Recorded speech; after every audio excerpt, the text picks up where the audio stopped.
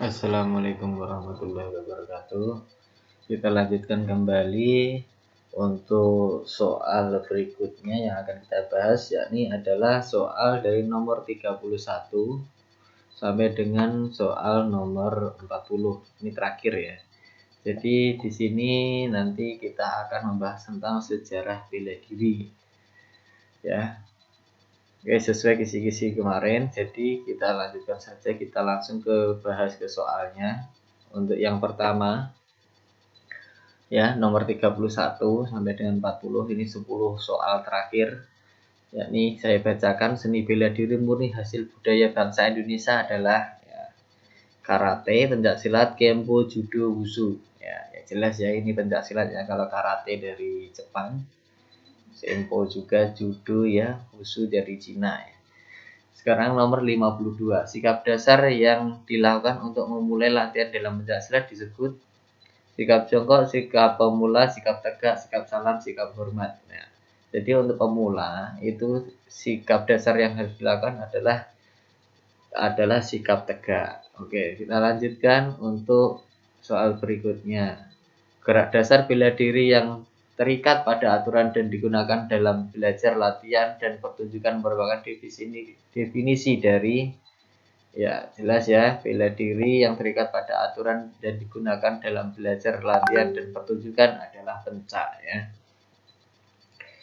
Karena di sini ada seni bela dirinya ada ya, untuk digunakan untuk belajar, latihan, dan pertunjukan. Pada latihan dasar kuda-kuda yang perlu diperhatikan adalah tumpuan kaki, pandangan, sikap tangan, sikap badan, semua benar ya. Semuanya benar ya di situ ya. Tumpuan kaki itu harus, pandangan juga penting, sikap tangan saat berada di samping badan juga sangat penting, dan sikap badan harus tegak, bukan condong ke depan atau ke belakang. Ya, jadi jawabannya adalah E, semua benar. Berikut ini yang tidak termasuk aspek bela diri dalam pencaksilat adalah A. Gagah, ulet, tidak sombong, jujur, disiplin. Jadi kalau pencaksilat itu tidak untuk gagah-gagahan ya. Yang jelas yang tidak benar adalah yang berikut, yang tidak termasuk adalah A. Gagah. Kalau ulet iya, tidak sombong iya, jujur dan disiplin juga iya. Oke, berikutnya soal ke-6. Pada umumnya sikap khusus dalam pencaksilat adalah A. Berdiri tegak dua kaki, berdiri tegak satu kaki, berdiri dengan tangan, bertumpu dengan kepala, bertumpu dengan pundak. Ya, pada dasarnya untuk sikap khusus dalam pencaksilat adalah berdiri tegak dua kaki. Ya, kalau satu kaki susah pastinya, harus menjaga keseimbangan. Apalagi berdiri dengan tangan atau handstand ya, lebih dalam mengasah keseimbangan lagi. Apalagi kopstai bertemu dengan kepala, apalagi dengan pundak, sangat mustahil ya. Oke, kita lanjutkan.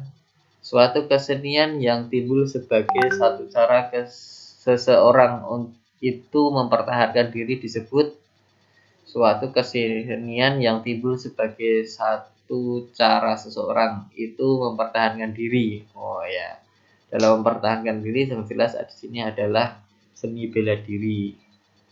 Jadi yang jelas kalau di sini kan ada beberapa jawaban, yakni seni bela diri, pencaksilat, seni berkelahi, seni musik, dan seni perang. Ya. Kalau untuk mempertahankan diri yang jelas adalah jawabannya yang paling pas adalah seni bela diri. Sikap berdiri dengan membuka kaki, kedua tangan ditekuk di samping pinggang disebut sikap. Nah, di sini adalah membuka kedua kaki. Nah, jadi kaki tidak didapatkan membuka, kedua tangan ditekuk di samping pinggang. Itu adalah berdiri kangkang. Oke, kita lanjutkan. Posisi kaki sebagai dasar tumpuan untuk melakukan sikap dan gerakan bela serang disebut sikap. Jadi kaki sebagai dasar tumpuan untuk melakukan sikap dan gerakan bela serang. Jadi di sini jawabannya yang pas adalah kuda-kuda ya.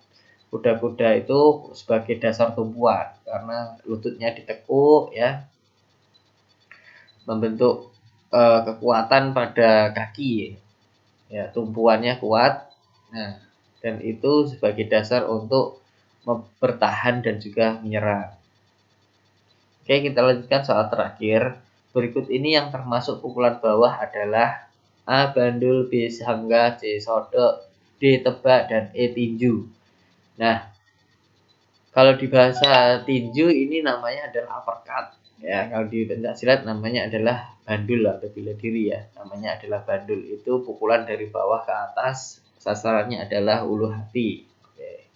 Baik, demikian ini 10 soal terakhir. Semoga bermanfaat. Assalamualaikum warahmatullahi wabarakatuh.